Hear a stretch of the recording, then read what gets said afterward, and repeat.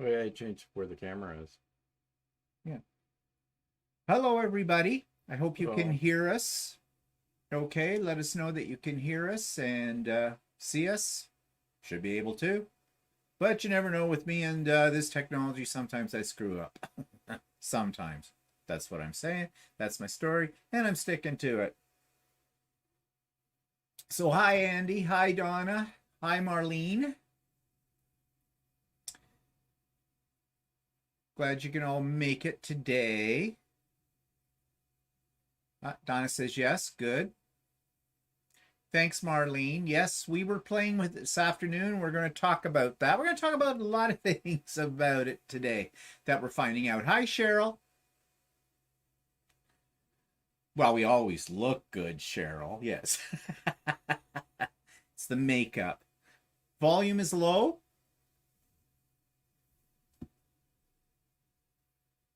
Turn yours up, Andy.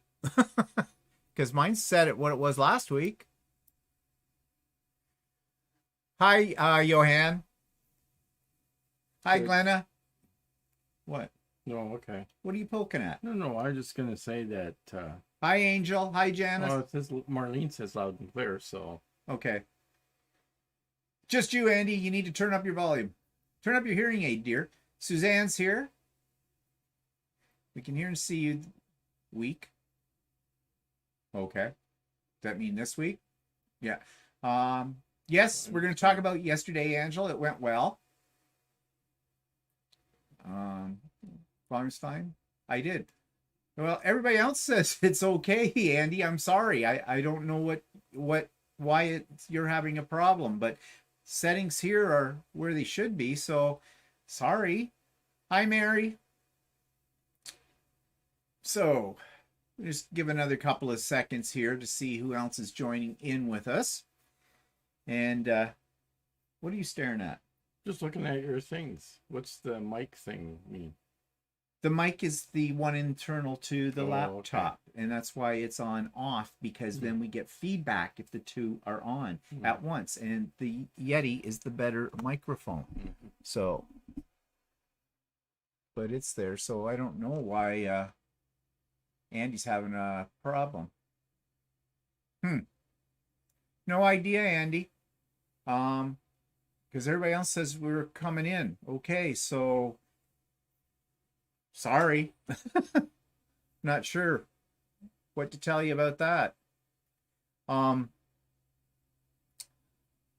Okay, well, let's get what are you looking up now? I was just gonna test if or what it sounds like. Oh, okay. Walter's going to do a little internal test here, but well, I can tell from here too. So, Walter, are you? Well, let's get. It's okay on here. What are you looking up now? So, what's it sound like? I can't hear you now because you're out of the room. Hi, Wendy. Well, Walter has disappeared now, which is typical of what he does. Okay, so Andy, we just did a test. Walter went in on it with his phone and went into the other room, and he says it's coming across okay. So, yeah, sorry. I don't know what's going on with your system today.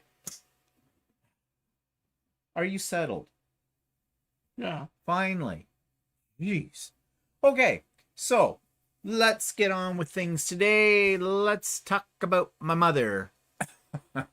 Like we want to. Yeah, so we were over to see her this week, and she was in bed. They had oxygen on her. So I never know. But anyways, but she was coherent, and she didn't look too bad with everything.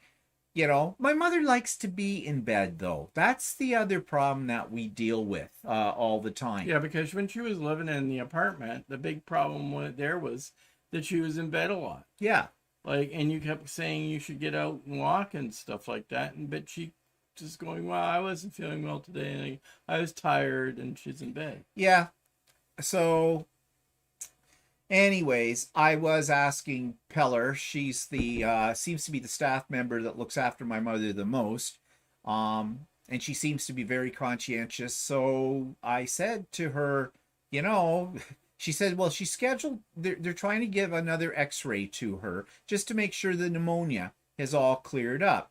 But they found nothing the last time they did all of that, and they checked her out, and physically she's okay. Well, given the fact that she's over 80 and that she's got osteoporosis and that, you know, she's got no energy and everything. So I said to my mother, I said, Mom, you know what? How do you feel? Are you not feeling well? Well, I feel okay. And I said, well, okay, physically, you got any pain anywhere? No. Well, I said, is it mental? Well, me. I said, why, are you feeling depressed? Well, yeah. Well, you know, what do you say to that? She's always depressed. That's just her way of life. So I just said to her, well, you know, Mom, we just had the seasons changed, and sometimes that affects people. But really, I was just saying that because, yeah, it does have an effect Well, on I people. imagine if you're in a nursing home and you're laying in bed all day long, you'd be depressed too. So yeah, I know. But I mean, that's her fault. Yeah, that isn't anybody else's fault. Okay, so I don't know what it wouldn't matter. You could come in with a marching band in the room and have her constantly being entertained by jugglers and circus people, and she'd still be depressed, and she'd still wouldn't do anything. And she'd complain it'd be too and loud. she'd complain about being too loud. Yeah, so I mean, I don't know. I just give up on it, whatever. So anyways, this staff person, I don't know if she's an actual nurse or not. I'm not really sure. Well, Peller's a nurse. She's a nurse. Yeah. Okay. She's how do you know that? She doles out the drugs. Oh, okay. Well, I know people on street corners that dole out drugs. They're not Well, nurses. in nursing homes, the ones that dole out drugs are nurses. So. That's what they all say. Anyways, she was talking again about a new wheelchair for my mother, one that reclines and that. And I talked about it last week. Well, I've put some wheels into motion. So I did finally get a hold of, or they got a hold of me, the physiotherapist. And, well, actually, I had sent a letter, an email to the nurse practitioner, and I was very, very stern in the note. I said, you know, this whole situation with the new wheelchair and reclining, I have my apprehensions about it. It's a lot of money for something that if she's never going to use it, if it's not going to help her, I need evidence that this is something that will have a positive effect on her well-being. I mean, if you can give me that, then yeah, sure, we'll go ahead and we'll spend the money to get the wheelchair and everything. But, you know, I'm not impressed by the physiotherapist there. He's the same one that was over at her other nursing home. And they recommended she get this expensive $600 back brace for at one point. She wore it twice. That was it. Well, she refused to wear it, for one thing. And I don't think, and they weren't really making her wear it. Well, I suppose they can't. But, you know, it was $600 of equipment that sat there. Well, they tried to talk her into wear it, right? That it was good for her. And all she did was complain about it was uncomfortable. Yeah. And it probably was. It probably was. Anything that isn't normal for you is going to be uncomfortable. Yeah. So. But anyways, I just didn't want to go down that road again. Like, you know, we got her fake teeth there, or yeah, she didn't like them, so she doesn't wear them. Yeah, she doesn't wear them, and one set she set up so that they would be thrown out and gone. So she figured out a way to get rid of it. And that was $3,000. Yeah. So, you know, been burned a couple of times here. You get a little shy about doing these things. But anyways, I had a good conversation with the physiotherapist. They're going to try her out. They have one of those wheelchairs they can use as a loaner with her for a few weeks and see how that works out. And then he'll get back to me and let me know the results. And I said, okay, well, we'll wait for that and we'll see. And if she's up a lot and she's in the chair and things are better and I'll find out from Pillar, then yeah. Now, I said to him, the cost of it, though. Now, I thought they were a lot more expensive than they actually are. I thought they might have been up anywhere between $8,000 to $10,000. Well, that's what they were when my mom got one. But that's because, for some reason, miraculous, I always thought they were overpriced. Miraculous reason that somehow they've suddenly gotten cheaper. Well, the government will cover about 75% of the cost, so it'll end up costing us about $1,100 or so. Well, okay, that's affordable. And when I say we, it comes from my mother's money. We're not paying for it. My mother has enough money that she can afford this, but I manage her money. So, but again, I don't want to spend money uselessly, if it's not going to be of any help. So we'll see. So that's the plan right now. So was it yesterday or the day before? I got an email from the nursing home, and apparently they've had That one. was yesterday. Yeah, apparently they had somebody who had taken one of their loved ones out, I guess, for the day. And when they brought them back and they tested them, because they test everybody as soon as they come in with a rapid test, this person that had been taken out has COVID. So they're not in lockdown or shutdown or anything, as far as I know, because they didn't tell me they were. But that really gets my goat. And it gets my goat because the nursing home has put in protocols in the whole bit. I mean, that's how they found out. They came back and they had it. They obviously took her someplace, or took whoever it was. It may not have been a her, it might have been a him. And they didn't follow proper procedures, and now that person comes back. And what I really gets my goat is, I would love to know who these people are. They should have their pictures posted in the front foyer and their phone number there. And I would love to phone them and go and say, you stupid assholes, why are you jeopardizing everybody else in this nursing home by doing this? And tomorrow... Because they take them out and figure that they're not going to get it. Yeah, well, they did. And where's the repercussions? What happens if it spreads through the nursing home again because of this? And it has a good chance of it. Now, I'm sure they have quarantined this individual and everything, but it's just like stupid people. I get so sick and tired of stupid people. It's just... I mean, we've been going through this thing for 18 months now. We should all pretty much have ingrained in us the protocols.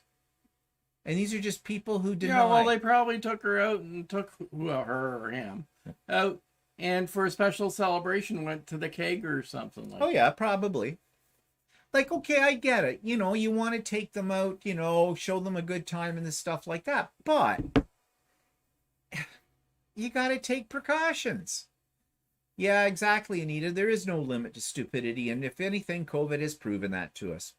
But anyways, so I got an email from my sister today, and she's supposed to go over on Tuesday. Well, now that as my sister called it, the outbreak, it isn't an outbreak, but my sister's not going to physically go over and visit my mother, I guess, to be safe, on the safe side of things. Although I kind of think it's kind of convenient because she probably doesn't really want to go over. She'd rather do a FaceTime. And I get that because I'm kind of the same way, but we do it. Hi, Laurel. There was incubation period. Yeah, could have been. I don't know. I'm not taking anybody's word on anything anymore because, there's too many effing idiots out there with COVID, and I'm done. I'm done with anybody who has anything to say about COVID because nobody has the answers, including the medical community. I am sick and tired of this. We follow the protocols and it still happens. There's just too many goddamn stupid people in the world. Leo Cat's typing. Oh.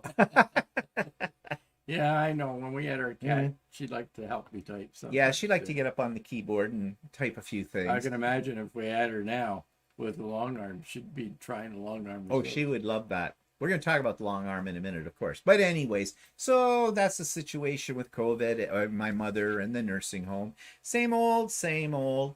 So now, what are you working on? You were working on something yesterday. Yeah, I was trying to finish my jean jacket, doing the top stitching, but I was having a hell of a time with top stitching. It was not cooperating. I was top stitching and ripping and Hi, Carol. So I didn't get very far with it. You don't usually have trouble with top stitching, do you? No, the jacket I hadn't had any problem at all with top stitching. And then what I was doing yesterday, mind you, I'm going through about 4 layers of fabric, but still, it's all of a sudden it stopped. I wasn't having any problem before, but now all of a sudden I'm having a problem. So I'm gonna have to Senility. maybe I change my stitch length or something, or I don't know. Yeah, I may just end up giving up on it and forgetting to top stitch that section. Well, of it. why? What was it doing? What was it giving you the problem with? The stitches The uneven or what? stitches were no, the stitches were not catching underneath, so I was getting like 4 skip Oh. stitches in a row. Did you change your needle? Yeah, I put new needle in. I cleaned out the bobbin case. I oiled it and everything. I had a sample test patch that I had folded over 4 times for making it thick, right? And a test piece of cloth. I stitch on it. It's fine. I stitch on the coat. It doesn't work. Same cloth in your test piece? Yeah, same material, everything. That's weird. Yeah, I know. So I don't know. Hi, Bonnie.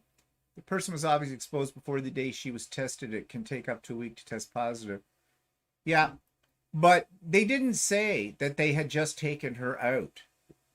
She may have been taken out a week ago yeah, and brought back in. They didn't really say that it was yesterday. It sort of or the other day. It sort of sounded like it was the other day, but it might not have been. Yeah. In fact, she might have been out for, or she, it might have been a he. We don't know. It's just that there's an abundance of women in the nursing home. But maybe they had been out for an extended time too, because some of them do take or they came back like 4 days ago, and now all of a sudden are showing symptoms or whatever. Yeah, we don't know the situation. We don't know because they give us a minimum amount of knowledge about it. Hi, Jeannie. Laura says if it's like here, some workers have refused vaccination. Vaccination, you mean? Betting COVID from workers. Yes, agree. People need to grow up. Hi, Nancy. Yeah, well, you want to know something? They now have, and I think it's being too late. Everybody in my mother's nursing home, they've given them a mandate. They must be fully vaxxed by November 1st or something. I think it should have been sooner than that. Or they're going to be put on unpaid leave of absence until they get that sorted out. I say fire them. Okay, Carol, I'll give that a try. See, try a piece of tissue paper under a sample of your fabric. Oh, okay. Yeah, no, Bonnie, I don't know what day it was. They weren't clear on it, so I don't know. We don't know. It just gets my goat one way or the other. I don't know. Tired of this. Aren't we tired of all of this? Well, there was an incident during last year where they had outside visits or whatever, and you weren't supposed to take your mask off or anything like that, and people were hugging their loved ones when they weren't supposed to be hugging them, right? And then there was another incident where somebody decided on an outside visit to just take off with their loved one and take them to a coffee shop when they weren't supposed to. So there's people doing all kinds of weird things. So, well, you know, I think a lot of people's actions come out of guilt. Actually, that's my topic tomorrow on my vlog. You know, like people do things like this out of guilt when they have someone in a nursing home and all that kind of stuff, and they really don't think about the consequences. And yeah, you know, if my mother was mobile, well, I used to take her out once a week when she was living on the apartment on her own. Used to take her out for lunch all the time. But you know, she's not mobile, and she needs someone to help her with bathroom. Well, she doesn't use a bathroom. She uses bedpan system and all that kind of stuff. And I'm not equipped to deal with that. So you don't really want to. And no, I don't. Yeah. So yeah, but whatever. So you worked on your jacket. Yeah, I worked on my jacket, so I didn't get as far as I wanted to. So I'll have to try and complete it. Yeah, and I just realized we should be looking here. Yeah. Because if we look up there, it looks like we're looking up into God all the time. We should be looking at that one because now they've got the camera in a new position. Yeah. So yeah, trying to. Yeah, but I have to look up here to read the comments. So. Well, yeah, but I mean, I've been doing this. I've been looking at us when we're talking up here, and it should be looking down here. Make eye contact with people. So, well, what have I been working on? Well, I've been working on some Halloween decorations. I've been doing a combination of 3D printing and in the hoop freestanding lace embroidery. So this is my witch's cauldron, which I think's a cute little thing. And I don't know, I'll have to get some, maybe get some of those cheap candy kisses kind of thing, just fill in, just for looks. I mean, I used to like those candy kisses when I was a kid, but they're like, they'll pull out your crowns. Well, actually, my mom used to throw them out of my bag when I got Yeah, them. well, my She parents hated them. used to do. She hated them, and I always kind of liked I them. always kind of liked them, but they will pull your fillings out of your head, Yeah, and you know. I don't need any more fillings pulled Yeah. out. Yeah, and they always had the damn paper was always rolled up Yeah. and stuck in them. I ate more paper off those candies. Yeah, the paper was completely stuck to them. Yeah. Well, of course, when it passed through, it came pre-wrapped. Yeah. I don't know. And then these are kind of cool. You put a little tea light. There's a hole in the bottom. You put a little electric tea light in them, and they're little Halloween lanterns. And there's 4. Can you hold those, please? They look like bullets. Yeah, well, someone's supposed to be, I don't know, this is their design, but they're kind of cute, and I think they look really great when you get a little light in them and they glow, kind of a deal. Hole in the bottom, right? Yeah, that's what's for the light. Okay. I just pointed that out. But they're kind of fun. And during the retreat yesterday, which we're going to talk about, that's what I was working on with those. I will remove those from you. And then I've been making ghosts on a 3D printer. So there's my little white ghost. And then I've got a green ghost, a little smaller. And then I've got a little purple, and you can hold those, please. And then I've got a little purple and gray ghost that I made even smaller. So the idea is, you know, they sort of sit together as a set. In fact, I've got 2 white ones. So they're multicultural ghosts. Yeah. And they're hollow, so it might through the white one and that, if I put a little tea light under that too, it might glow a little bit. I don't know. We'll see. But they're Oh, fun. yeah, actually, they got holes for the eyes, so yeah. Yeah, they do. So you'd get a little glow out of that. So that's fun. I didn't used to decorate for Halloween, but with all these things that you can make, now I do. Now I do. In fact, I'm thinking of putting them all up later this week because we're having company from Alberta. What day is that? Saturday. Okay. Yeah, we've got friends coming from Alberta. They're out here. They're originally Ontarians, but they've lived in Alberta for over 30 years, I think. So they're double vaxxed and everything. They're coming out because they're going to visit, well, it's the Quilter's Way. It's the person who runs that, Kim Jameson Hurst. So they're coming out. They're coming here for dinner on the Saturday night. And we're doing an experiment right now because she can't eat gluten. And we thought we would just do something simple. It's been so long since we've had anybody here for dinner. So we're just going to kind of do a roast beast kind of a thing. And I like to make Yorkshire puddings. And I've got a great recipe. They turn out every time. As my father used to say, real crowd pleaser on that. One of his expressions that he used to use. And so, you know, I make them the conventional way. I use regular flour. Well, can't. So Walter got a box of gluten-free flour. Wow, simple. You make a bunch of ones, your regular ones, and then make And give her the special crap ones? Actually. Okay. They freeze. I got some. So today, talking about gluten-free stuff, okay? I never make gluten-free. I mean, the last time I made something gluten-free was for another friend of mine. This is several years ago, pre-COVID days. And they were coming here. She was coming here with some other of my friends to do some scrapbooking and stuff, some crafting one day. And I made lunch.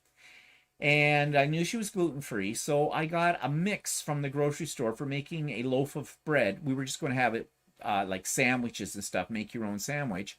And so I thought I'd make this gluten-free bread for her. Wow, that was crap.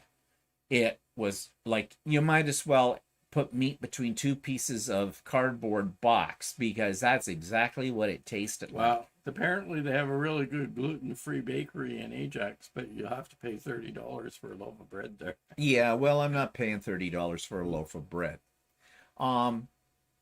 But anyways, so decided, Walter got this box of flour. It's, well, gluten-free flour. We're trying to figure out what it's made out of. We're It thinking. says it's got corn flour and potato flour and tapioca in it. Oh, okay. Anyways, it didn't really. Xanthan. It didn't really say how much you should, like, if there's a different proportions or if you should use it exactly like regular flour.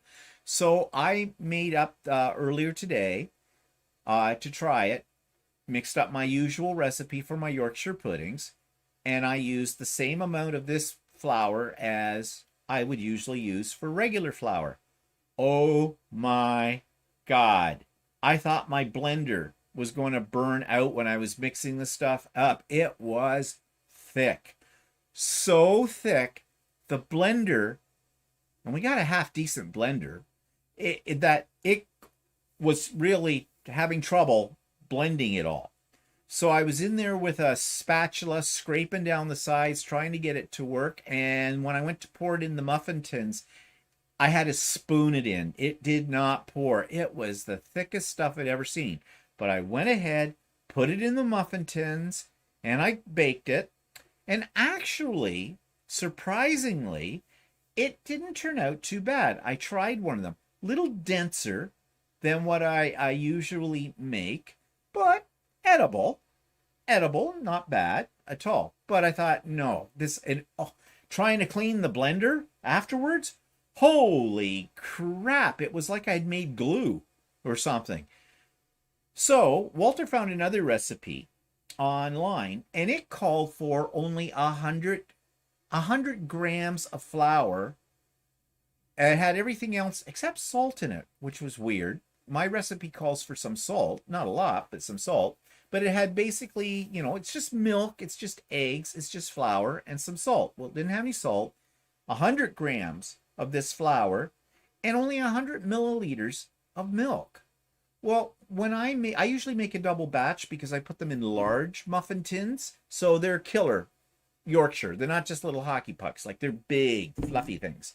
And so I usually double my recipe. My recipe is 2 cups of flour, 2 cups of milk, about a half teaspoon to a teaspoon of salt, and 2 eggs. Actually, that kind of makes sense because they said 100 grams of flour and 100 milliliters of milk. You said 2 cups of flour and 2 cups of milk. So 1 cup, if I made a single batch, like... Yeah, okay. So I would think, yeah, okay. I think if you, okay. 100 milliliters is not a cup. The second one was pretty much the same as the first one, only you had more eggs in it.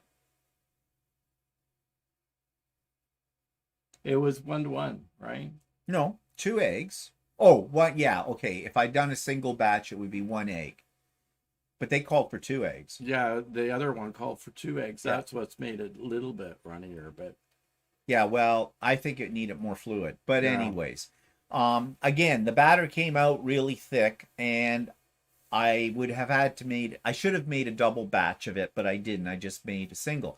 So we cooked those, and well, they look about the same as the other ones, just smaller. That's all, because there's less volume. Don't know what they taste like yet. Those ones, I hadn't tried one of those, but they're not as light and airy as the ones that I usually make. But you came up with a good idea. I'll just make my regular ones next week, and I'm going to freeze those. If those smaller ones are edible, then I'll freeze them and on her plate. And one for you. Plunk.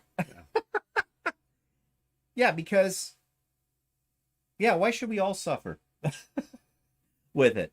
But try to be accommodating, but to a point, really. So my adventures into gluten-free cooking. Whatever. So what are people saying? Rock and light. Feels weird having people in your home after COVID. We just had a couple here for a cookout a couple of weeks ago. Yeah, well, my sister just sent me an email about 10 minutes before we went on air. And she said, well, did we want to come over for Thanksgiving dinner next Sunday? Well, I said, oh, yeah, okay. But I said, we have our live. So I said, we could do the live next week. I'll go on an hour earlier so we could get over to my sister's place for 5 o'clock or something like that, because that's usually when she tells us to come. But then I got thinking about, wait, and I said, no, wait, next weekend is not Thanksgiving here in Canada. So I double checked. No, it's the weekend after. So I just sent her a message. I think she's got her dates mixed up, and said, next weekend's not Thanksgiving. Unless she's going to do Thanksgiving dinner a week early with us because they're going to go to her in-laws. That's possible. Or something or whatever. But I don't think Bob and Marg do Thanksgiving anymore. I think they usually, Lori has them over at her place or her or other. Is it because they're going down to Mexico? Oh, what, Bob and Marg? Yeah, it's that time of the year. They might be. Because remember, Lori said that she thought they might be going down this year. Yeah, there's possibility. So I don't know. Well, I'll wait and see what my sister replies back to that. So there is a possibility that we may be on an hour earlier next weekend. And I don't know how to let you know that unless she sends me an email while we're sitting here. If I hear my email go off, I'll take a second and check it out and see and let you know. But don't know. I just realized today I didn't put out the reminder today about our live. You're too busy. Yeah, I don't know if I need to do that anymore. I think everybody knows pretty much when we're going to be on. But anyway, so that takes us to the retreat. And some of you were there that could make it. So great day. I think it went off without a hitch, really.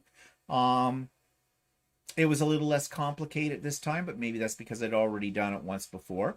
And actually, I got some things done. Like I got these guys done. I had already started them, but I got them finished up and sewn together. I had a little different setup for cameras. Well, I had to because I've changed the environment in here, as you know. And I think everybody had a good time that were there. We had about 40 people. I had more at the first one, but maybe the novelty of Zoom retreats is wearing off. But that was okay. That was a manageable group, and I think everybody had a really good time. So I know that Andy was there, Jeannie was there. I'm just looking at the people that are on here right now. Don't see anybody else that was there or whatever, but I think everybody had a good time. I did. Yeah, it was good. And yeah, as I said, it came off without a hitch. So yeah, people won some prizes. American and Canadian Amazon gift certificates. I can't remember if it was, I gave out 5. They were $20 a piece. The American ones, though, cost me $25. They're $20 American, $25 Canadian. We had a guest speaker, Lori Rimmond, and if you've watched The Idiot Quilter Presents, I interviewed her a couple of weeks ago, and she graciously donated 4 gift certificates for her website. So that was really nice of her. And yeah, I was tired, very tired after it was all over. But the unfortunate thing was, well, it wasn't that unfortunate, but of course, you know, it doesn't rain, it pours. Lucey arrived on Thursday this week. Lucey is the long arm. So it arrived, and only today has been the first day that we have had a chance since we put it together, some assembly required, that we're able to play with it. So we're going to show that to you.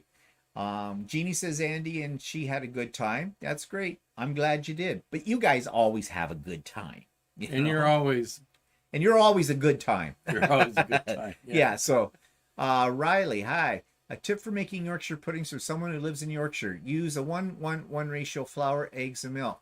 Yeah, that's my recipe. That's what I do. And the problem is we're using gluten-free flour. Yeah, gluten-free doesn't work quite the same way. Oh, Teresa was there. Yep. Yeah. Had a good time. It was the perfect remedy for my mood after finding out 5 minutes before leaving that the people who were selling me the dog reneged on the deal. Figures. Yeah, that's right. Yeah. You were saying. Yeah. Oh, I missed that when she was talking about that. Yeah. Where was I? I don't know. Yeah, I tuned out. I don't know. Yeah, that's too bad, Teresa. But back to Riley there. Yeah, that's the recipe. And here's the funny thing about the Yorkshire recipe. Okay, this is how I make my Yorkshire puddings. I heat up my oven to 400 degrees Fahrenheit. Preheat it. I take a muffin tin, one with the large cups. So mine, it's 6 holes. Okay, they're big. So I usually double the recipe because I like big ones. Okay, and they are big. But I use the same ratio. It would be 1 egg to 1 cup of milk to 1 cup of flour, and then I add about a half teaspoon of salt to that. I put the eggs in the blender first, and I beat the crap out of them in the blender so that they're nice and frothy. Then I add in bits and pieces, I alternate it, my flour and salt and my milk. Blend it, flour, milk. Blend it, flour, milk until it's all gone and it's nice and creamy and smooth. Meanwhile, I've put my muffin tin in the oven for about 10 to 15 minutes at 400 degrees Fahrenheit with a little bit of oil in the bottom of each of the muffin tins. And when it gets hot enough that the oil is just starting to smoke, then you take it out, pour in your batter, put it back in the oven, and I let it go for about 30 minutes at 400 degrees Fahrenheit. They turn out perfect every time. This is my mother's recipe that she got from somebody. When back in the day when my dad was still alive and my mother was sane, and they'd come over here for dinner and we would serve like roast beef, and my mother, I would do the Yorkshires. My mother would say, I don't know how you do it. Mine never come out that way. They're always like little hockey pucks. They never rise up. What's your secret? What's your recipe? I said, it's your recipe, Mother. Maybe that's when she was starting to lose it. Yeah. I don't know. She says, well, mine never work. I just buy those frozen ones. Yeah, well, they're frozen hockey pucks. Maybe she just didn't try it. Well, maybe. She decided that it was easier just to buy them. Oh, hi, Janice. Yes, you were there too. Anyways, that's how I make them, Riley. And they turn out great every time. So, like my father always said, crowd pleasers. Everybody says so.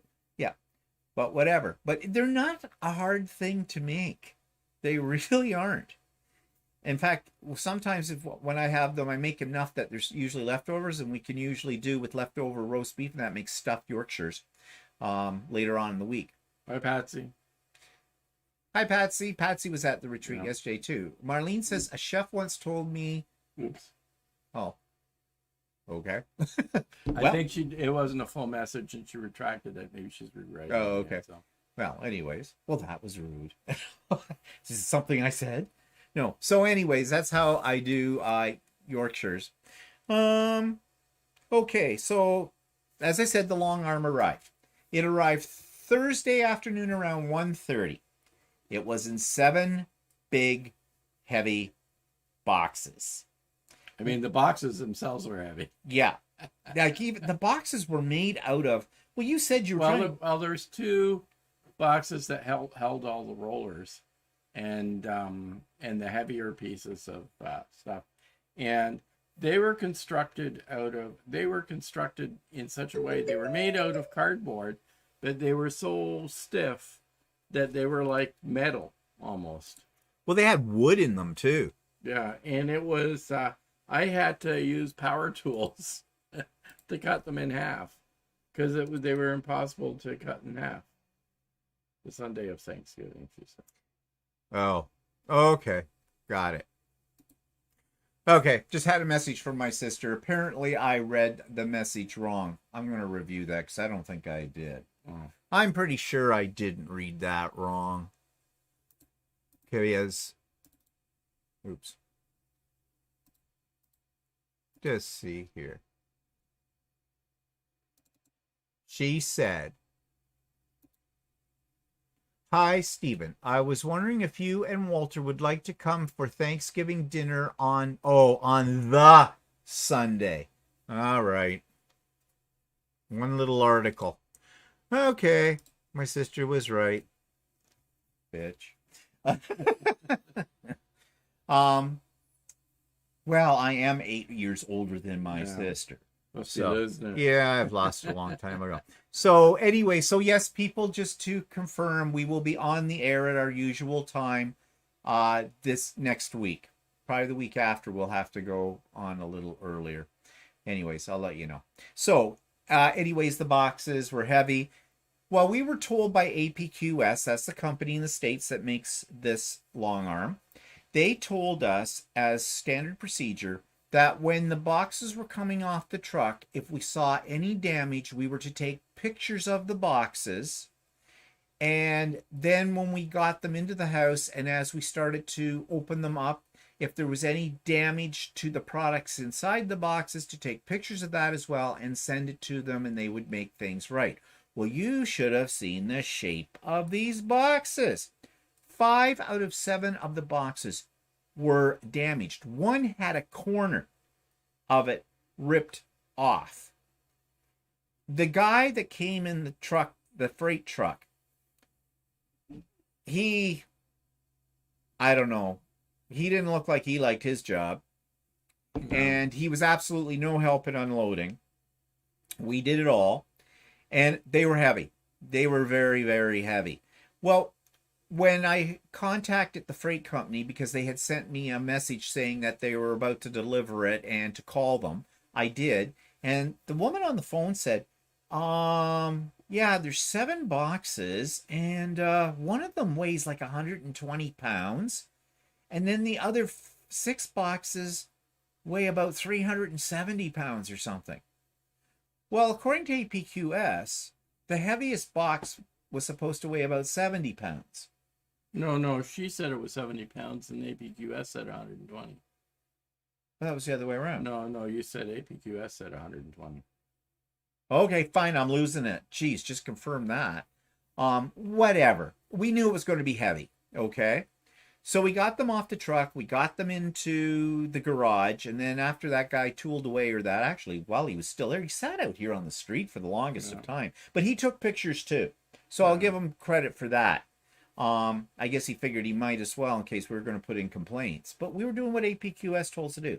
Yeah. So we got them all downstairs in the rec room, and we started unboxing everything. Lots and lots of pieces. Heavy pieces. So then we started putting it together. Well, now, actually, we examined the stuff. Yeah. Really, nothing was damaged. Nothing was damaged. Well, I mean, the one box that was ripped apart was actually part of the frame. And we couldn't really find any significant damage of any. Well, there wasn't. I think there was one piece that had a little scuffy mark. And it was more sticky stuff that we found on it. But no big deal on that whatsoever. So that was fine. So then we proceeded to put it together. It took us 4.5 hours to put it all together. They give you a manual this thick. What were you going to say? I mean, so part of the problem with assembling it wasn't really that difficult to assemble it if you knew what you were doing. But well, we didn't. But we didn't really know what we were doing. And the part of the problem was the way they described how much hardware came with it. We thought at first we were missing. We thought we were missing bolts. So for first 45 minutes to an hour, we were trying to figure out where our hardware was. And I wasn't a happy little camper either. So I called APQS and I got somebody on the line, and they're a family-owned company. These things are all handmade in America. That's what the sticker says on them.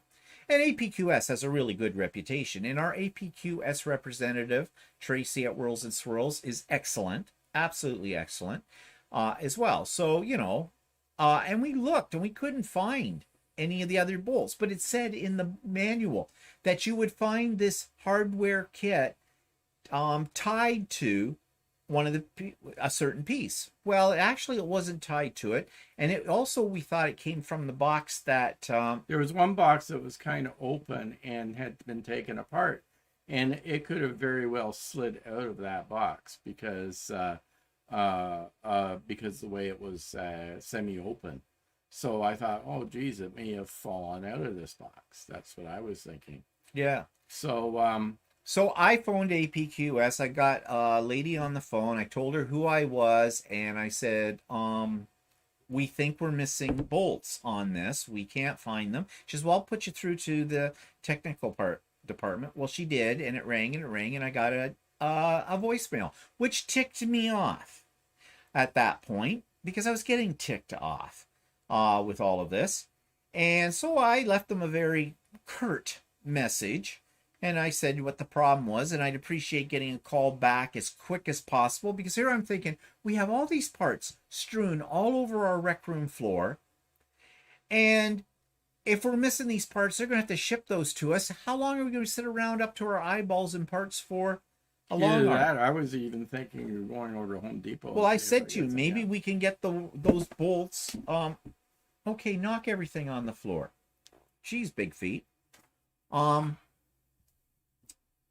I thought, well, we go over to Home Depot and we'll just get the bolts we need or something like that.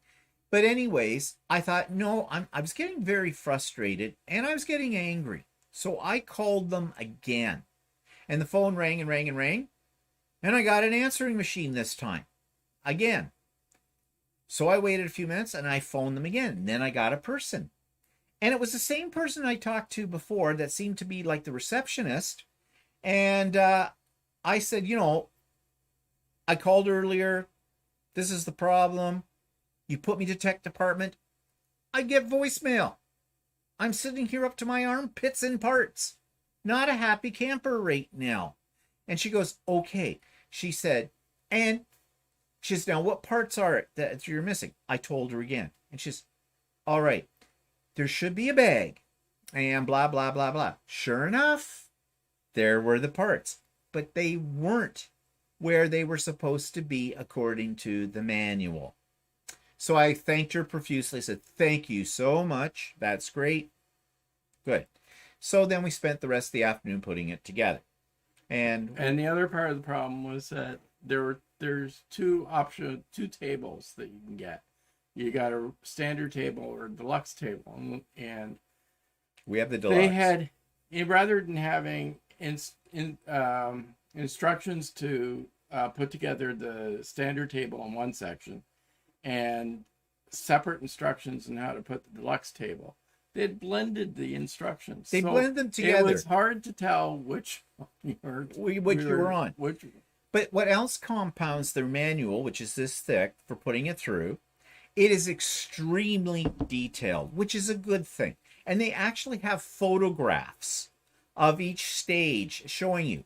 But, as Walter said, you're not sure which photographs you're necessarily reading, because sometimes you go down, sometimes you're supposed to go across. Not only that, what compounds it even further is that there are tracks. There are two kinds of tracks.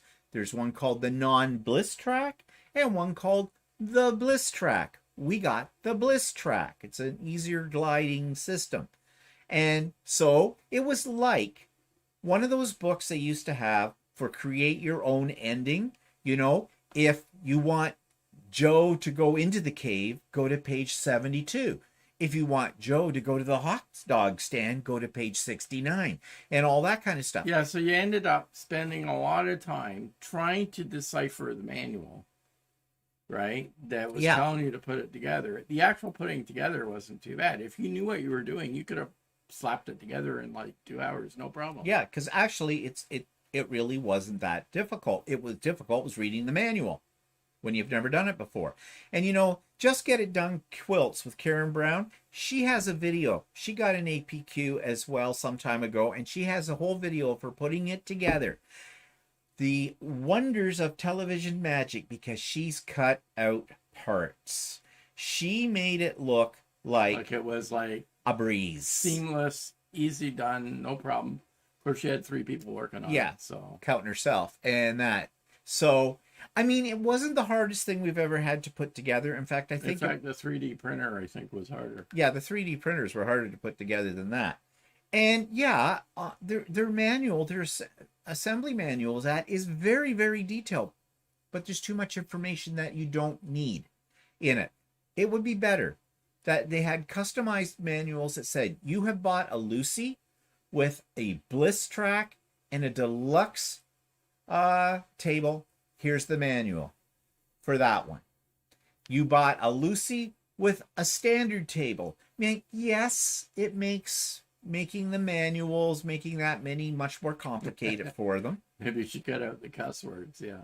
Well, her video is speeded up too, and with music, background music. Yeah. Yeah. So, yeah.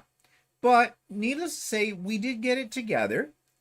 We didn't kill each other over it. We didn't seem to make any mistakes where No. we had to redo it again. So, but that was Thursday. So it was like about 6 o'clock or something. We ordered a pizza, kind of a deal, because we certainly didn't feel like cooking. And when I say we, I mean Walter, with that.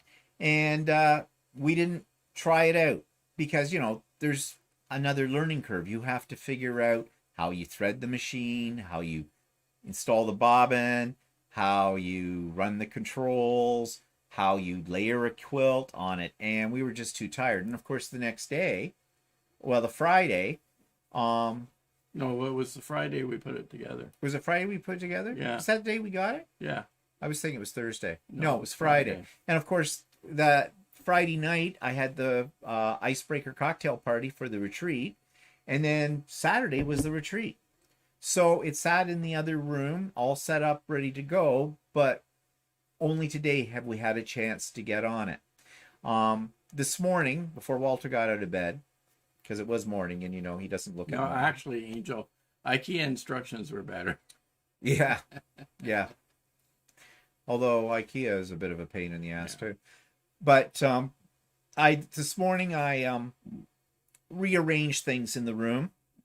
We have containers left over from when we redid this room, drawer systems, and they'll fit right underneath it. And that's great for your threads and for your backing fabrics and your tools and all that kind of stuff. So I arranged all those. I put a carpet underneath it, one I had out there before. We still need to get a thick runner thing that you can stand on. It's because it's on concrete, bare concrete floor out there now. Even with the carpet goes to the one side of it, and it got everything organized out there. Even hung a quilt on the wall to make it look a little bit more homey or homely, whichever way you want to look at it. And then Walter got up. Before he got up, I started to read the instructions for putting your layer on it, and I'm pinning it. We actually we went down and saw on Friday as well. We saw Tracy. No, we put it together on Thursday. On Friday, I had the Quilter's Way. Yeah, then we went to Tracy's. That's why we couldn't, we didn't have any time and had to do all that. Yeah, I'm not losing it. You were losing it. Fine. Anyways, yes, Adrian, Juicy Lucey. That's what we call her.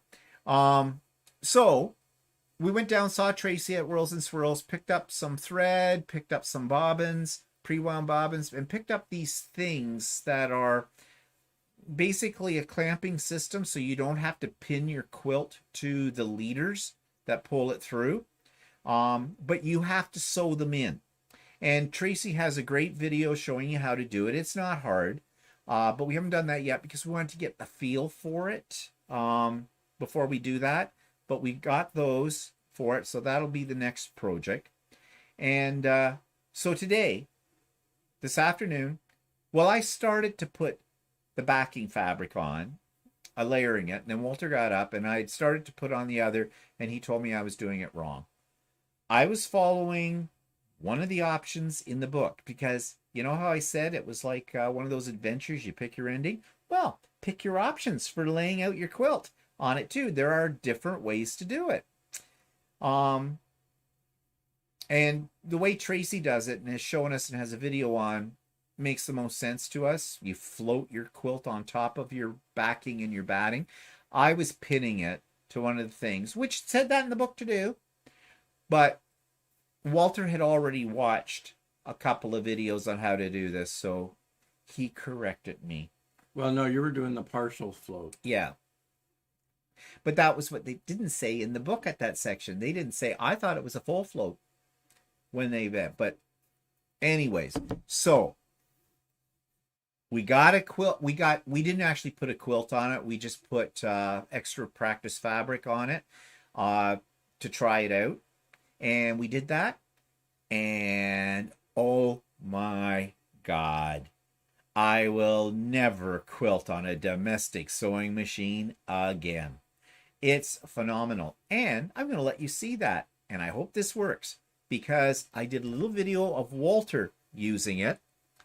And so I'm going to put that up here right now as soon as I find it. Okay, mouse, cooperate with me. And let's go and go here. And that's not what I want. That's what I want.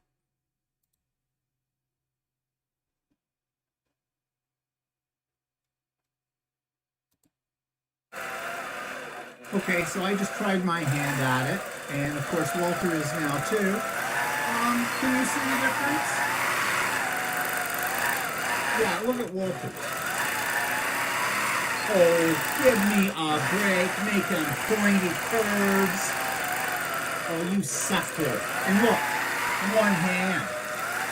Mr. Show-Off. We're just having oodles of fun with this.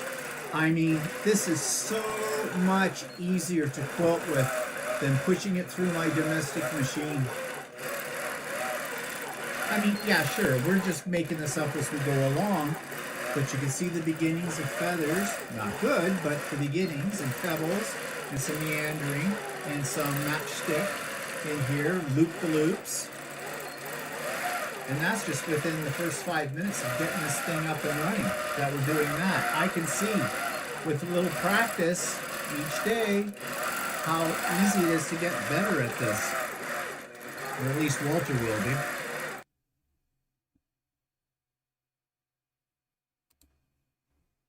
Okay, so I hope you're able to see that. Okay. And that's not what I wanted to do. This is what I wanted to do.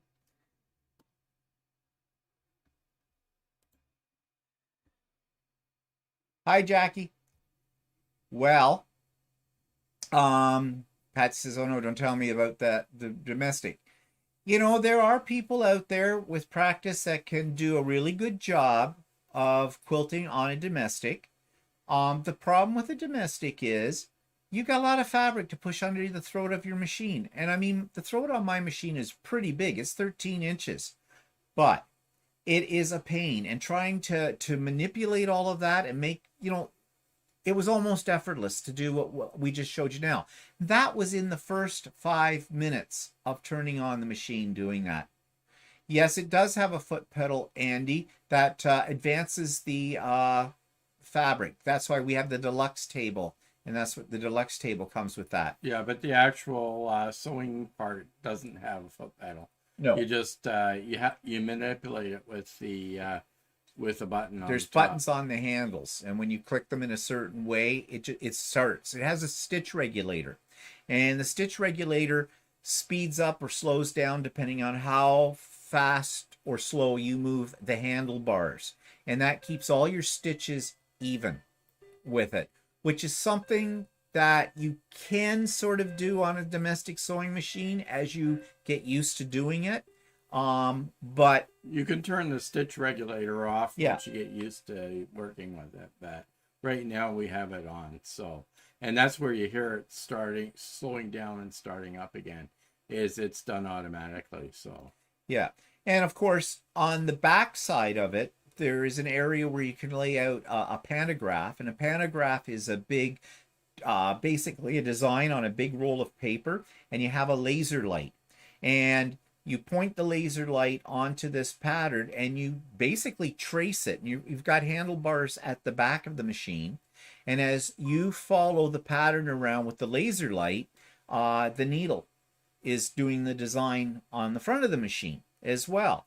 And I've used a pantograph before for that kind of thing. So if you're not comfortable with free motion, you can always go to that. And Walter just discovered that you can actually mount the laser on the front of it and do a thing with it too, which I didn't know that you could. Juicy Lucy sure is fluid, no pun intended. Yeah, new toy, Billy, that's for sure. So I'm really excited about this because I have about 5 UFOs plus a couple of Christmas quilts that I'm dying to get on there and do things with, but not yet. It has an attachment so you can do ruler foot quilting. It's a little platform that fits on it to support the quilt. So you have an area where you can put your ruler on top of it, and there's special rulers. They're thicker, and there's so that the needle foot, doesn't go over or slide under your ruler. It stays in place, and you can do lots of things with that. You can get ruler foots in the ruler foot for a domestic sewing machine too. In fact, I have done ruler foot quilting on my domestic machine as well. But again, it's just, you don't have to worry about, you're not moving fabric, you're moving the needle.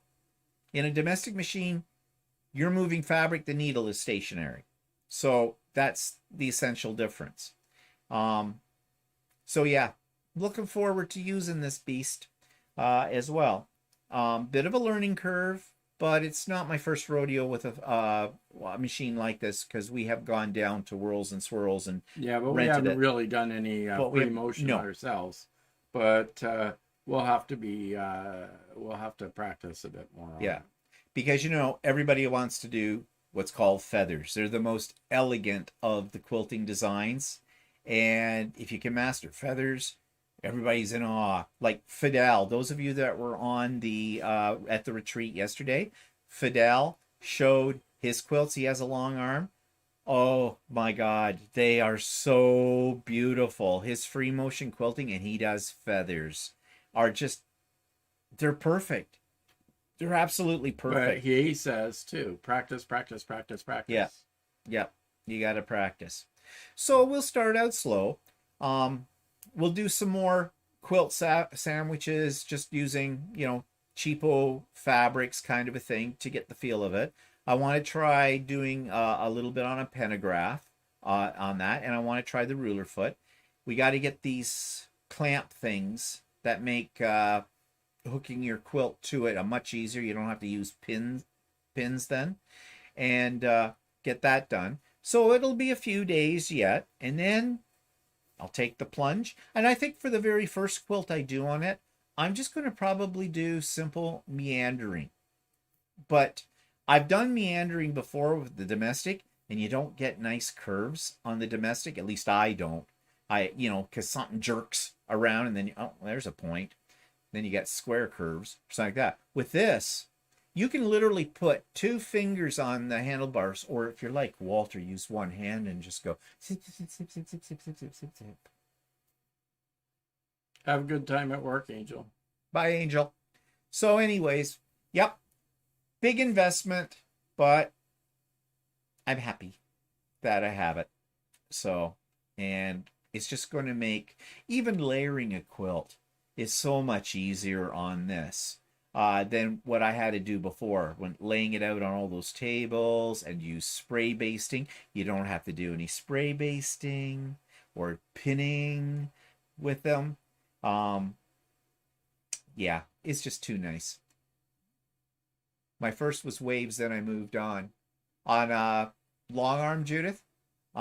I love using red snappers, putting the quilt on and off. Yeah, that's what we got, were the red snappers with that. So we have to sew in the casings on Renee's red snappers. Renee's red snappers. Yeah, Renee's red snappers. There's something almost filthy about that. But anyways, plus we have a freebie class down the road with Tracy. It comes with all the new owners. You spend a day basically with her, and she shows you all the ins and outs and everything you know. But she recommends that we wait a couple of weeks or so, experiment with it. She says play with it. She says because then the class will mean a lot more to you, which I think is probably a good idea. Jeannie, red snappers is a system where they use dowels in the edge of the what do they call it, in the leaders, the canvas leaders. Yeah, you hook your quilt up to these. There's rolls of this canvas, and that's what basically supports and pulls the layers of your quilt through the machine. And you can pin it to that, like down on the edges, but that takes time.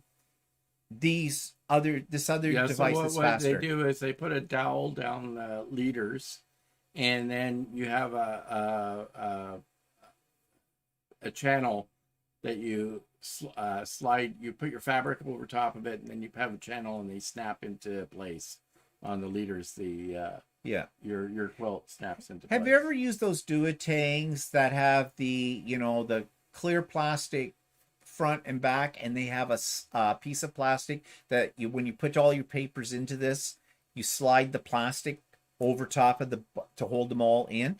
It's kind of like that. That's what it's like, except a little bit more sophisticated. But that's kind of like how it works with it.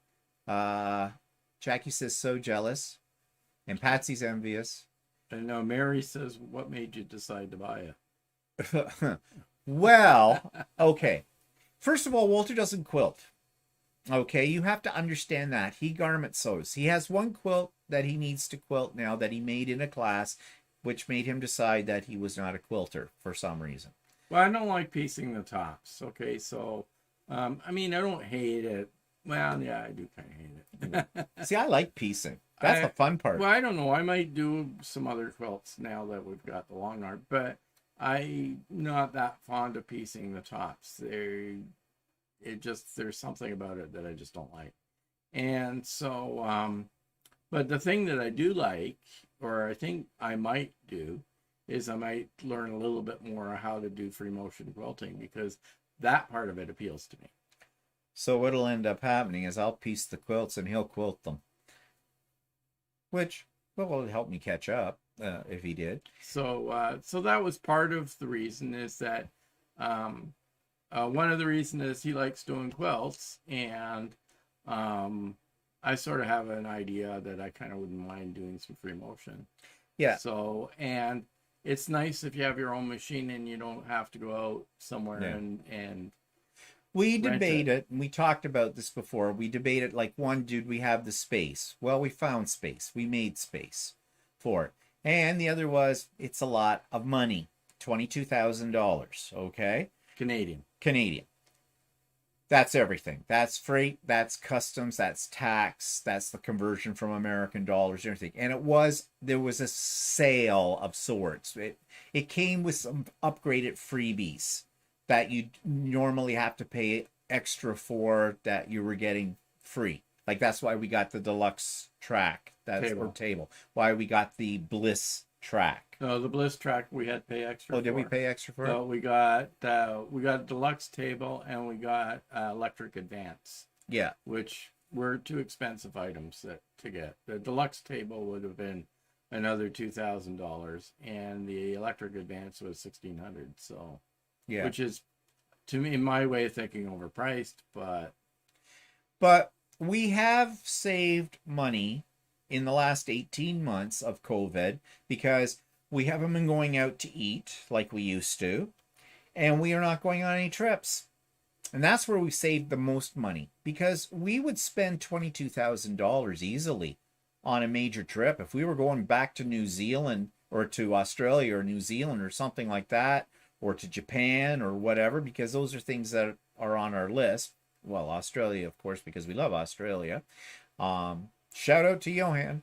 But we would spend that easily on a trip. And since it doesn't look like we're going to be able to go on any of those kind of trips anytime in the near future. And in fact, the next trip we might do, when we can travel again and we feel safe to do so, might be either to the West Coast across Canada or to Newfoundland, because that's the one province we've never been to. But anyways, so we decided we would use some of this money that we had saved up, and we'd invest in it. And I'm glad that we have. I mean, it's a luxury item, yeah, to get if you're just doing your own home quilting type of stuff. But because it's one of those expenses that you can't really justify getting. But, other people, I drive just a regular car. Other people go buy an expensive car or something like that, right? And nobody has to justify doing that. So, Johan says the koalas are waiting your return. But yeah, So it's a luxury item. It's a part of the hobby. So yeah, it is a major hobby. I'm in it, for life. I mean, I may, like somebody said, yeah, I may use it for if I make some sort of clothing thing that requires quilting. I Yeah. can do it on there. Yeah. Well, even you make bags too. Yeah. You can take your fabric before you cut it to make a bag, and you can quilt all the fabric.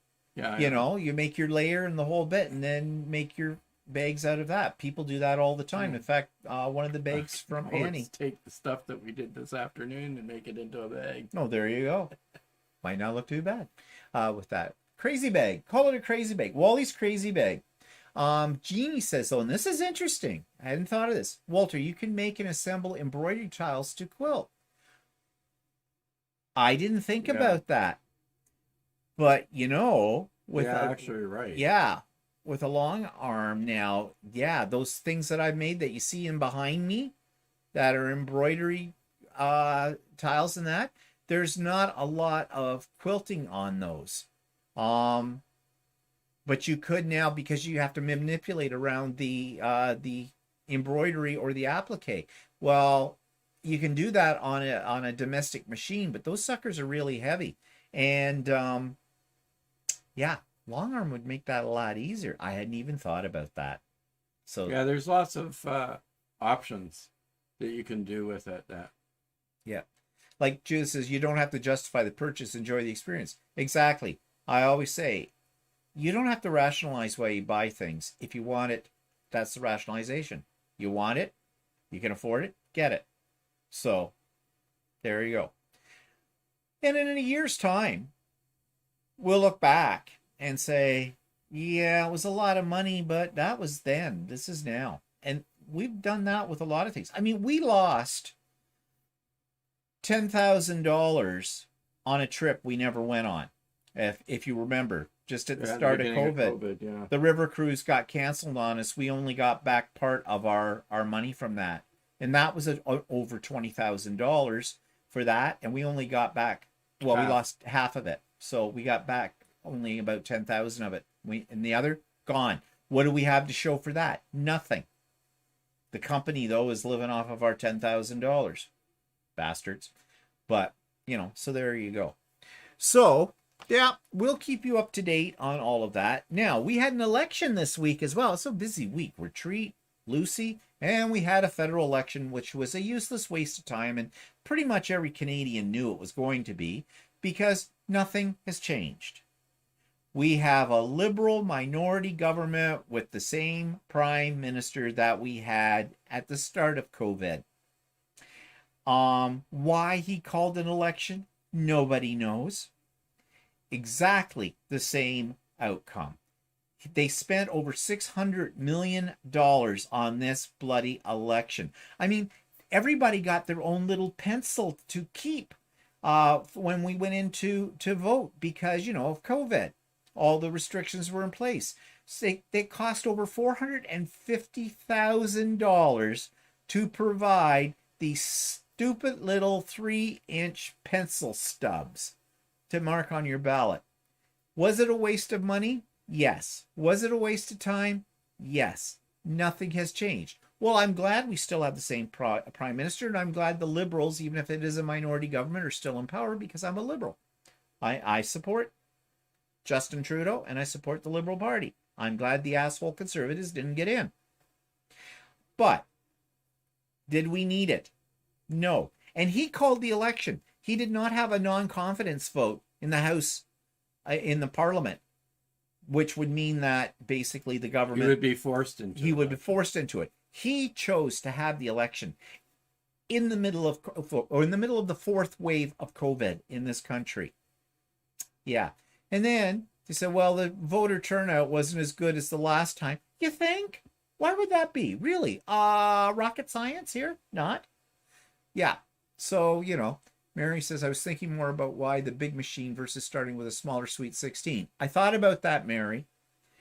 But you are still pushing fabric under a needle. You just have a bigger space. No, he has a Janome MC7. Yeah. MC7. No, so yeah, an M7. M7. And it's got a 13-inch throat. So Sweet 16 is only 3 inches bigger. Yeah, only 16. And even if you got a small frame, the small frame and had a 16 on it, you could only do a certain section of the quilt, and you'd have to push the quilt over unless it was a small enough quilt to fit on it, right? And we had gotten used to using large machines when we rented time on them. Size matters. And we said, if we're going to get one of these things, we'll get a big machine. To be honest, Mary, and this is not an insult to anybody that's got a Sweet 16 or a Q20 or any of those sit-down long arm type machines. Really, you're going to spend $10,000 on one of those machines. $8,000 to $10,000 on them. And yes, you don't need as much space for them. But really... Yeah, like Judith says, the smaller machine will only want you to make a larger one. And the thing is that with us, we pretty much figured that. We pretty much figured we'll get a Sweet 16, get ticked off with it after a little while, and want a bigger machine. So you've already spent $10,000 a smaller machine. You're still going to drop another $20,000 or whatever on a bigger machine on top of it. So really, your move to the other machine is over $30,000 then at that point. So I don't know.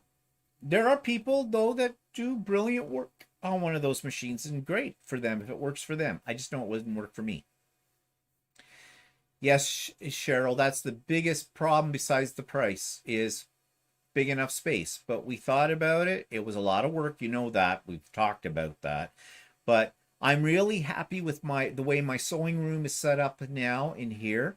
It's so much better than what I had before. And we're able to accommodate the long arm. And Walter still has his workbench and everything out there. And it'll still be covered in crap. Because that'll never go away. Ever. Ever, ever, ever. But yeah. So we're happy about it. So anyways, the election, we are right back to where we were before. So nothing there. Just they drop more money. So every time these governments come in and say, we're going to balance the books. Yeah, no, they're not. They can't. They just spend it like it's going out of style. So, COVID passports are here now, officially in Ontario. Not the electronic ones, just the paper one, which is a mistake because the next thing we're going to be hearing in the next few weeks is how people have been forging them, the anti-vaxxers out there or whatever. They are going to come out with one that's electronic that you can have on your phone, but I don't think that comes out until about the 22nd of October or something. Yeah, a little too late kind of a thing. Quebec already has it, and I don't know out west. Has BC got an electronic one? Yeah, I think BC has instituted something. I don't know if it's electronic yet or not. But yeah, that's what we have at this stupid premier that we have in this province. Well, he's a conservative too. On top of it all, they're just dickwads. There's no two ways about it. So anyways, but it's still a step in the right direction, and it means that the anti-vaxxers out there are having, they're going to have to prove that they're vaccinated to get into restaurants and public places that for concerts or sporting events or things like that. Good for them. And I guess what you said the other day, some lawyers there's experts, we have something called a human rights code, supposedly to give you freedoms or whatever, right? And they have legal experts have reviewed it and said that if you decide not to get the vaccine, that it does not violate the human rights code. Yep. If an employer says you're gone, you're fired because of it and everything like that. So it says that human rights, you can't have concessions in the human rights code unless you are unless there's proof that you medically can't take the vaccine. So good, shut them down. That's what I say. And I'm glad that they clarified that on the human rights, because that's what they would be going to first thing. And nope, not going to happen. So give it up, get the shot, for God's sakes, you idiots. Cheryl says, I'm spoiled, won't see in a basement anymore, and I can't get away from putting a long arm in our living room. I already have 3 of our 5 bedrooms filled with my sewing and crafting stuff. Move. Billy says, it takes a lot of space to sandwich a large quilt. Yes, it does. I had a lot of big folding tables that I would put out in our rec room, and I would lay them all out. Actually, I was getting pretty good at it, but I'm telling you, after doing that, I was pretty sore. And it would take me about 2.5 hours for a full-size quilt to a queen to get it all basted. And I was pin basting as well as spray basting, but I needed the tables. I tried to do it on the floor. You can't do it on carpet because it catches, it sticks. You're crawling on your hands and knees, and I don't know about you, but I can get down. I just can't get back up anymore like that. If you have a big space where you had a hardwood floor, it might be a little easier, but the problem is you're still down on your hands and knees. And at least if it on the long arm, it's nice because you don't have to, you can layer the quilt on. And you're standing up, and it's, yeah, and you put it on the long arm, and it works very, very well. So yeah, I mean, and then for the quilting of it, I had an elaborate set of different height tables. I was actually able to sync my sewing machine on a table that sat a little lower than the other ones around it. I had them out in the front of it and off to the left of it. Gave me lots of room. And then I was level. And so, yeah, I could shove the quilt around. But the problem was I was shoving the quilt around. And didn't matter what I did, I'd still get tucks every now and then out of it. Well, that's why I started pinning it. And that adds more time to it as well. But pinning is the best way to go, I think. I resisted pinning for a long time, finally did it, and yeah. But I don't have to do that anymore. Wow. Now I've got like 500 curved quilting pins. But anyways, shows I just had my quilt shop based my queen size quilt based it for me. Next step is to take classes so I can use their long arm. Yeah, actually, that's what a lot of people will do. They will take it into their long arm store and get them to baste the layers and everything like that. I've never done that, but that is an alternative too with it, which makes life a little easier. But the bottom line is this, and I know I tried to rationalize why I could quilt on a domestic machine. I did a lot of walking foot quilting, which meant straight lines and wavy lines. Okay, now there are things out there that you will see where you can do other more elaborate quilting using your walking foot. But the bottom line is you've got heavy fabric and a lot of it. Unless you're doing a crib size quilt or a twin or something like that, anything much bigger than that, you're going to be sore. And you're just not going to be as accurate. And I tried to rationalize it because I didn't figure I'd ever get a long arm. Well, don't have to rationalize anymore. Got one. Bye, Anita. Bye, Anita. Enjoy your son. So anyways, yeah. Yeah, so we've talked about the passports and everything like that, and I say that is a good thing. I do have one to go back to my mother's nursing home, though. I got thinking about this the other day, and I think the next time we're in to see my mother, they test you. They do a rapid test. So you go in, you have to go through the whole protocol. You've got your mask on, the social distancing. You sit down in a little cubicle. They swab your nose. You wait for about 10 minutes until it turns whatever color it's supposed to turn, and it tells you whether you're negative or you're positive.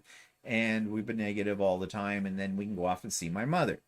Pain in the ass, but yes, they have to do it, right? And I see no problem with that. I'm glad they do. However, I want to ask the question next time. If I have to prove, when we had to prove that we were double vaxxed too, we had to bring in our paperwork and they photocopied it and keep it on file and everything like this. I'm going to ask them, are you double vaxxed? And if they say yes, I'm going to say, can you prove it? because I would assume, but never assume, I would assume that anybody that's doing a COVID test on me has already been double vaxxed and they are negative in the whole bit. I mean, they're wearing a gown, they're wearing gloves, and they're wearing a mask and the whole bit for it. But, you know, tit for tat. We're all supposed to be double vaxxed. So, and what I just said a minute ago about the nursing home, giving them an ultimatum that they all have to be double vaxxed by the 22nd of October or they're on unpaid leave until I guess that's done. Well, that's a month away. I want to know now. And is the person that is closely working with my mother there, is she double vaxxed? So next time I'm in to see my mother, I'm going to ask these questions. And if I don't get the answer that I think I should hear, then I'm going to go and see the administrator about it. And I will put up a stink because it's my mother's life and the life of the other people in there that they're putting in jeopardy. So, but anyways, so that's bringing us close to the end here, but just one thing, Craft and Chat, first Wednesday of every month. The first Wednesday of the month will be not this week, but the week after, but I'm just giving you advance notice of that. There is already a link in the show notes today for the Zoom link for Craft and Chat. Starts at 1 p.m. Eastern Standard Time on that Wednesday. That is October the 6th, and runs until about 4 in the afternoon. And it's just a little mini retreat kind of a thing for a few hours. And all are welcome. Quilters, crafters, knitters, whatever you want to do. And I'll also have it in the links for that in this week's other things that I put up as well. So Cheryl says, I'm planning to get my booster shot next week. I'm old enough. Yay for being over 65. Yeah, I guess in the States, they're giving booster shots. They haven't really said much about that here yet. I think they were giving booster shots to people that are immune compromised. People with a problem, yeah. Like well, good idea with that. So, and then of course we have flu shot coming up soon. The annual flu shot. I always get that. And already Shoppers Drug Mart, which is one of the major shop chains here in Canada for drugstores, they've already put out a thing where you can get a notification when the Shoppers Drug Mart in your area has the vaccine in. They're not going to be giving those though until at the earliest it would be probably the end of October, probably more like into November. It's usually what happens every year, but I always get that. So yeah, it's just like get a shot for everything these days. Okay, so I think that brings us to the end of today. Just a couple of things about interesting things to watch on Netflix. If you haven't heard about it or seen it, check it out. Squid Games. We just finished it. It is good. It is good. It's Korean, but it's all dubbed. Watch it to at least the first 2 episodes. The first episode's a little slow, but as it gets into it, and it's a bit gory, I will tell you that. It's kind of like Hunger Games on steroids because they can actually kill a lot of people in it. And yeah, there's a lot of that. But it's actually kind of good. It is good. It is very good. And Foundation started, which is Isaac Asimov, science fiction. That really probably will only appeal to people that are really into sci-fi. Yeah, that one. That's on Apple. In fact, I watched the first episode twice. I watched it again last night. Oh, did you? Yeah. Because we fell asleep. Yeah, I fell. But we were tired. That's why we fell asleep during the middle of it. I should rewatch that too. And there's the second season, well, this third season actually, of Sex Education is on. That's Netflix, isn't it? Yeah. Yeah. That is funny. It is a good show. If you've never seen it, check it out. It is quite good. It's very explicit though, too. So if you're a little bit prudish, you might not like it. One thing we'll never be called is prudes. But whatever. So, okay. So great seeing everybody today. Yeah, I guess we'll see you next week. Regular time. And of course, my usual vlogs will be out this week as well. So, and there'll be more details about Lucey as we get more comfortable with her, when we get a little bit more intimate with Lucey.